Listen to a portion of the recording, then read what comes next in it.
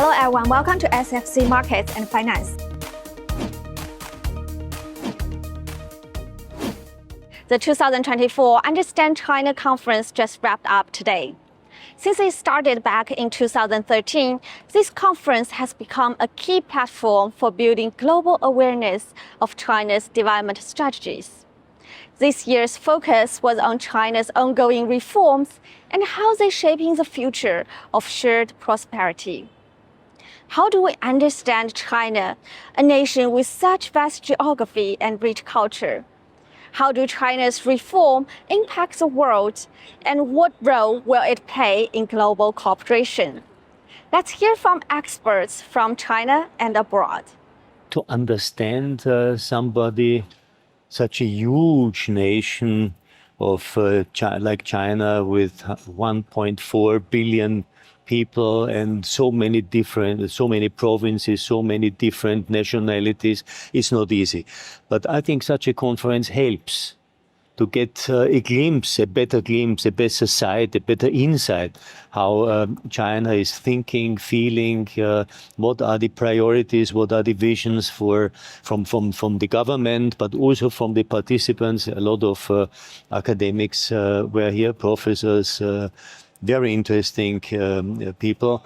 And I think such a conference is a starting point for helping us to negotiate in a better prepared way to solve existing problems. We spoke this afternoon.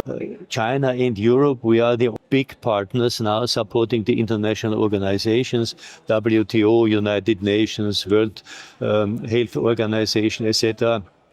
So we are the guarantees for a multilateral order, and we should do much more to solve the climate crisis, to solve the problems which are connected with the use of artificial intelligence, the exploration of space and the oceans. I think there are so many areas where we should cooperate. I think it's just a starting point, a good conference. Yeah, China is a shining example for modernization. China was a very poor, huge country, and today it's the second largest economy in the world. So I think there is no need to discuss it. This is the reality. Well, the title says that it should be continue to reform until the end. I'm not a strong believer that reform ever has come to an end, but it is indeed important to deepen reform and to continue the reform. And I think in terms of continuation of reform, the crucial aspect for China is to transition from a very rapid, massive double-digit economic growth to a more sustainable, quality-based, technology-based, service-based economic development. I think that China has cutting-edge capacities and also the resources to serve the global economic development in the field of greening the economy and in the field of technological ICT-driven development. Well, over the last decades, China has undoubtedly been the driving engine, the engine of economic progress worldwide. China re-entering the global economy, opening up, reforming, has given the possibility for other parts of the globe to continue their economic progress and development. And so China is really a vital part of the global economy. And so when China fares well, the whole of the world fares well. And so for us it's very important that we witness that China has a vision for the future, that the third plenary of the 20th CCCP has decided on new reform packages and will implement them. Well, I remember that long before the concept was invented here in China of the Silk Road and the BRI, the Belt and Road Initiative, that I signed on behalf of my region an agreement with the COSCO on developing quays in the port of Antwerp to strengthen the logistical role of Belgium in relation with the Chinese economy. And so I think it's a nice example where you create win-win opportunities between a Western economy and China, and I was still very proud that I was part of that process. Well, what is most impressive, of course, is the pace of development, is the speed over which China is developing from a agriculture rural-based economy until beginning of the 80s, end of the 80s, 1980s, till, now, which is transitioning through, let's say, the factory phase, industrial phase, to now a cutting-edge technological developed economy. 我从事改革40年整，那么从我伴随着共和国到改革开放全过程走的，深深了解到，没有改革开放啊，就没有我们中国的今天；没有改革开放，也没有我们今天的历史性变化。中国是现代化，也必须仅仅依靠改革开放，只有在全面深化改革开放中，才能实现中国式现代化的成功，才能加快进入现代化的进程。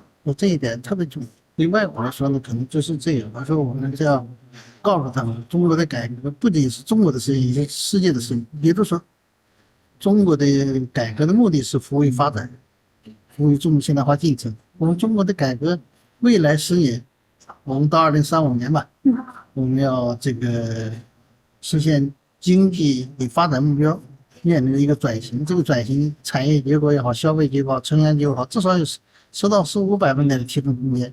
那么这些如果能达到这个提升空间，对中国，那么我们讲实现4.5到5.5增长是一个重要的条件。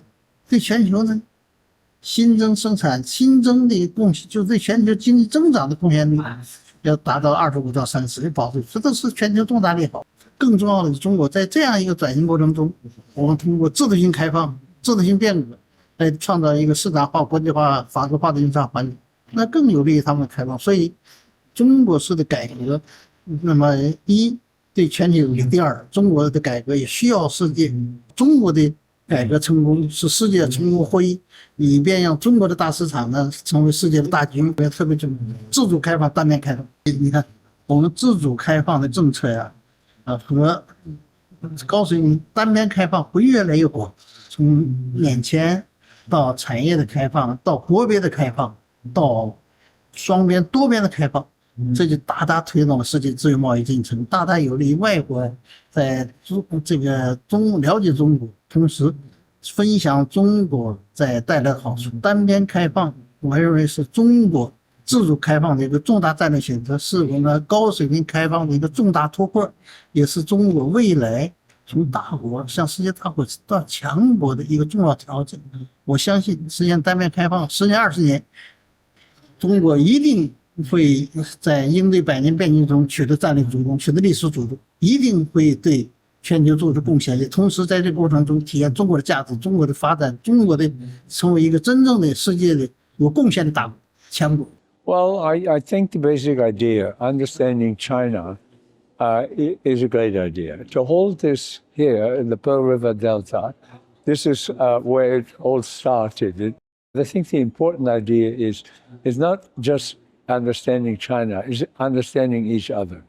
And people say that's the basic for building up trust. So I think an event like this one is very helpful, particularly under present circumstances. The opportunities of this means opening up, means basically open markets, means market economy, means let people do what they can do best. The restless and endless search for the new, that's the key of a market economy, and produce new knowledge and new science through scientific research.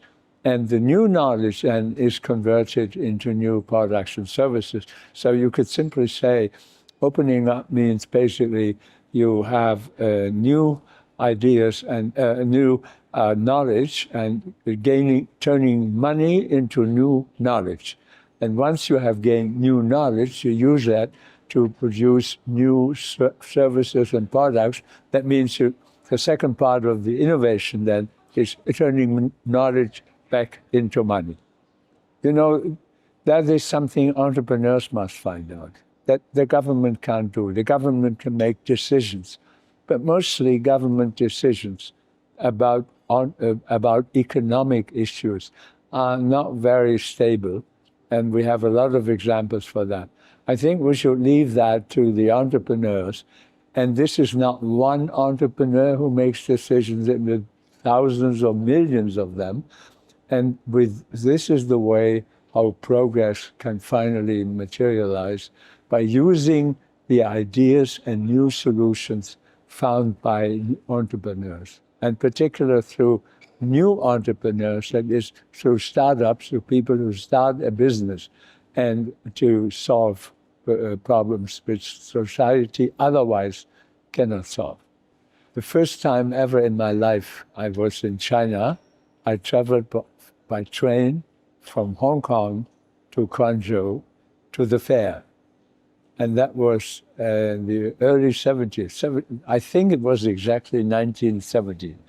And so I have a emotional relationship already. And the conference basically is apart from that. The conference now could take place, it could even take place in Europe. Why not having Understanding China conference in Europe? And why not then having Understanding Europe conference in Guangzhou or in Beijing or in Shanghai or wherever? I think the idea is do this on a mutual basis would be maybe a good idea. It's clear that while the 2024 Understand China conference may have ended, the journey of understanding China continues. The dialogue and exchanges between China and the world will only grow stronger as we move forward. That's all for today's show.